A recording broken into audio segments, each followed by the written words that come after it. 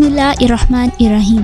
अस्सलाम वालेकुम दोस्तों, आज हम सुनेंगे एक छोटी सी लेकिन गहरी और सच्ची कहानी, सूरह कुरैश की कहानी।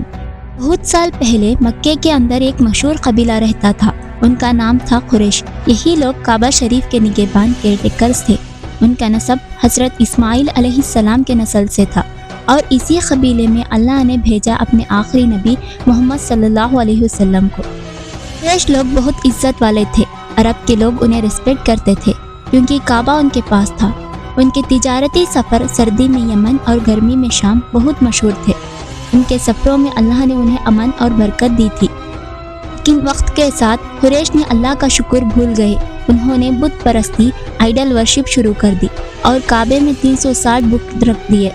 इसी वक्त अल्लाह ने नबी मोहम्मद सल्लल्लाहु अलैहि वसल्लम को रिसालत दी और उन पर नाजिल हुई सूरह कुरैश, एक याद दहानी। सूरह में अल्लाह ने फरमाया, कुरैश के लिए उनके सर्दी और गर्मी के सफ़र आसान किए गए, तो उन्हें चाहिए कि इस घर काबा के रब की इबादत करें जिसने उन्हें भूख से बचाया और अमन दिया। सूरह कुरैश एक मक्की सूरा है, यानी ये मक्के में नाजिल हुई। ये सूरा अल-फील के बाद नाजिल हुई। पहली सूरा अल-फील में अल्लाह ने अब्राहा के लश्कर को हलाक करने का वाक़या बताया और इसी सूरे में अल्लाह ने कहा, ओ कुरैश, मैंने तुम्हारे घर बचाए, तुम्हें इज्जत दी, अब मेरी इबादत करो। जब ये सूरा नाजिल हुई, नबी मोहम्मद सल्लल्लाहु अलैहि वसल्लम ने अपनी कौम कुरैश को बुलाया और उन्हें समझाया, अल्लाह ने तुम्हें इज्जत दी, अमन दिया, रिस्क दिया, लेकिन तुम उसी अल्लाह को भूल गए हो।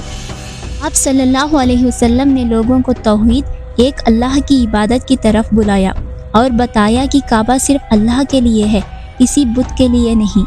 लेकिन उस वक्त कुरैश के बड़े लोग अबू जहल, अबू लहब और दूसरे सरदार आप सल्लल्लाहु अलैहि वसल्लम की बात नहीं माने। उन्होंने आपका मजाक उड़ाया, तकलीफ दी, मगर नबी सल्लल्लाहु अलैहि वसल्लम ने सब्र किया और इस सूरह का पैगाम अपनी ज़िंदगी से दिखाया, शुक्र, इबादत और तवक्कुल।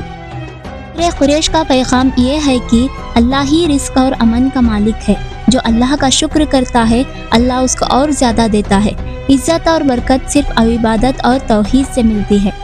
दोस्तों, कुरैश को अल्लाह ने इज़्ज़त दी क्योंकि वो काबा के पास थे, लेकिन असली इज़्ज़त तब होती है जब अल्लाह का शुक्र और इबादत हो। आज अगर हम भी सूरह कुरैश का पैगाम समझ लें तो हमारे घर में भी बरकत, सुकून और अमन आ सकता है।